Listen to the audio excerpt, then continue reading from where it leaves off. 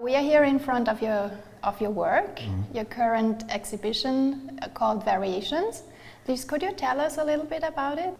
Well, for the past decade, 10 years or so, I have actively been working, doing more abstract work with photography. My earlier career was very traditional in taking pictures, nudes, portraits, and still lifes, and that sort of thing. And I realized in the later 90s that my talent and my interest in the process of photography was more interesting to me, and I enjoyed that aspect of making artwork more than being behind the camera. So I started exploring alternative processes and playing and not using cameras and exposing things on photographic paper, very much in the traditional photogram type medium. I did a show in 2007 with Foley Gallery, and that used the lithe process, and that was no cameras, and again it was all done in the darkroom. How long did you work on your paintings here, on your work?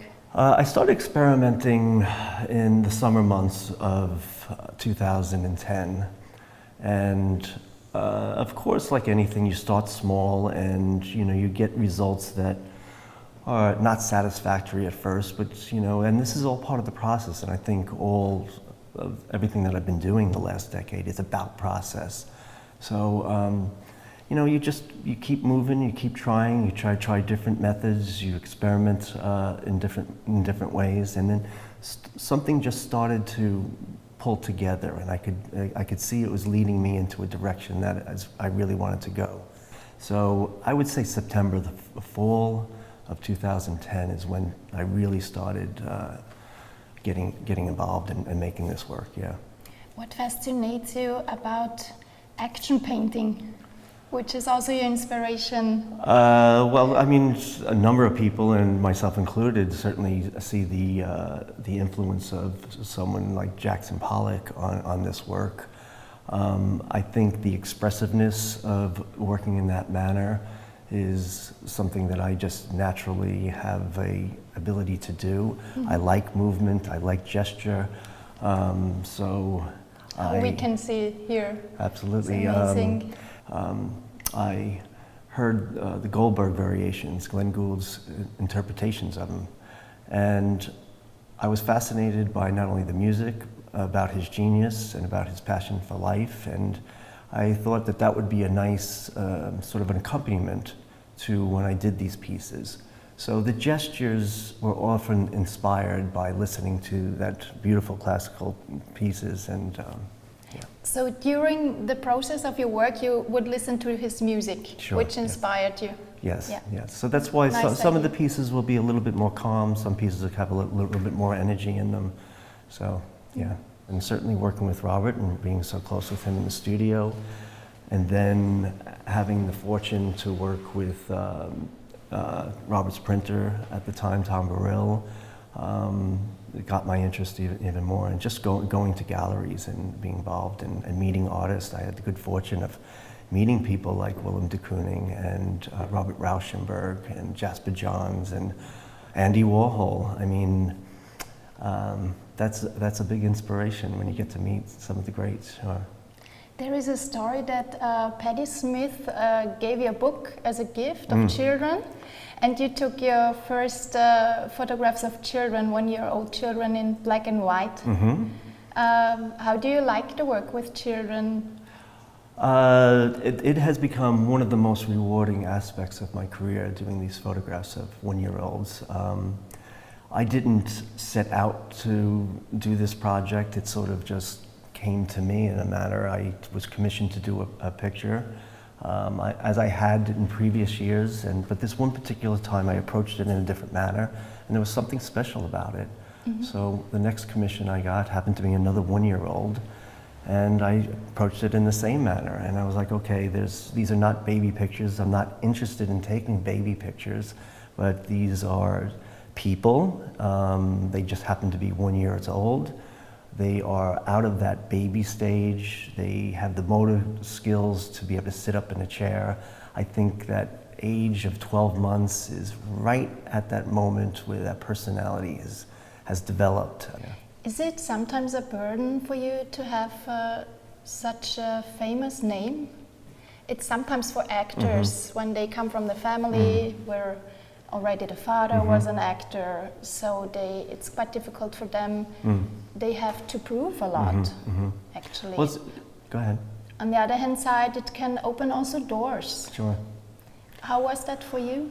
Well, it's interesting that you asked me that question in relation to the performing arts, because my answer to that has always been, and I still believe this, that within the performing art professions, that is a very sort of accepted and almost promoted and expected situation where you have a family, parents, and they have children, and children often lead into a similar career, or there are siblings.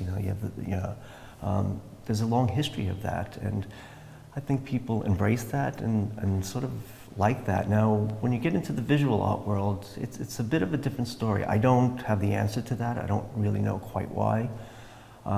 So certainly, having worked with Robert and having met the artists who I mentioned previously is a wonderful experience, and it certainly exposes you to the art world in a nice way like that. But ultimately, it comes down to your work, and having Robert as a brother has been difficult. I mean, it's not.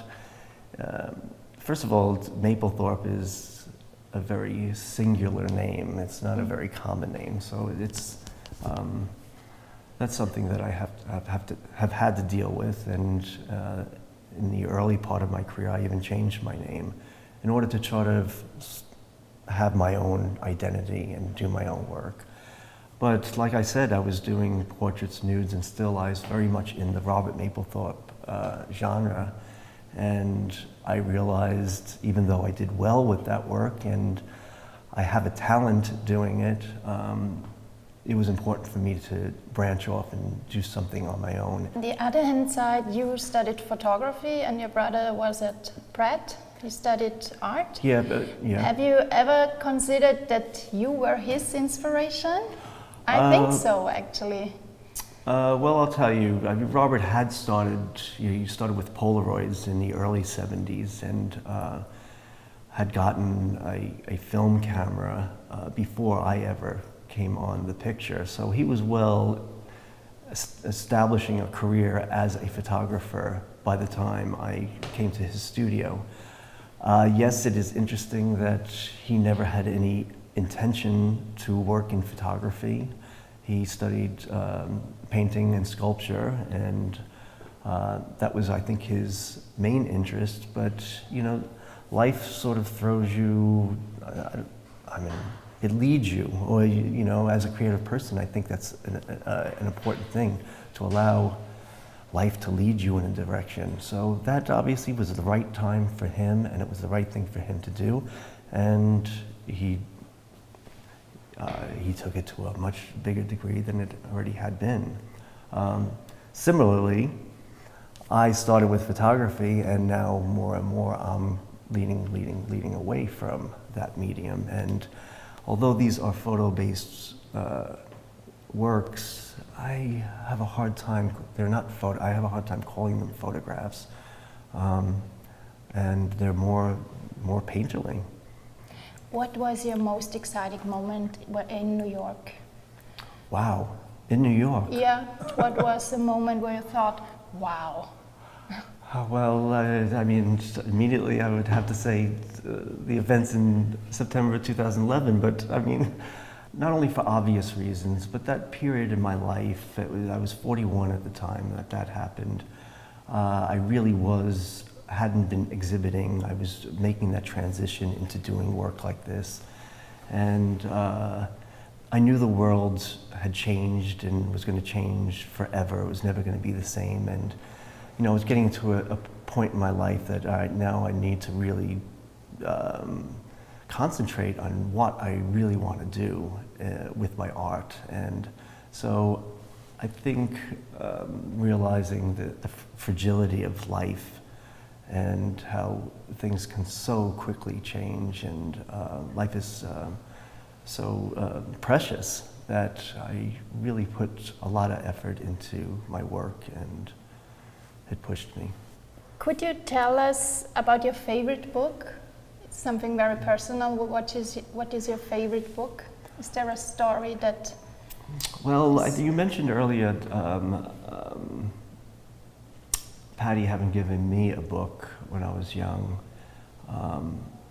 and it's called Benjamin the True. It's a children's book. It's a fairy tale, but it